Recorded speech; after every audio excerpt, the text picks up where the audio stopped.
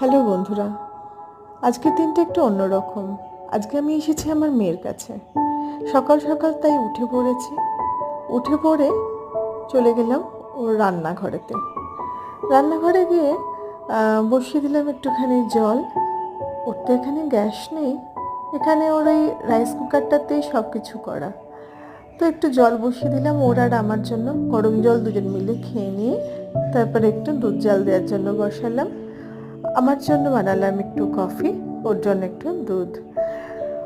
দুজন মিলে সকালবেলার এই আড্ডাটা একটু চায়ের টেবিলে বসে করে নিয়ে ও গেল বেরিয়ে। আমি ওর ঘরটা পরিষ্কার করে নিলাম। তারপর কি করব বুঝতে পারছি না, আজকে হাতে অনেকটা সময়। তবে বসলাম একটা ম্যাগাজিন নিয়ে।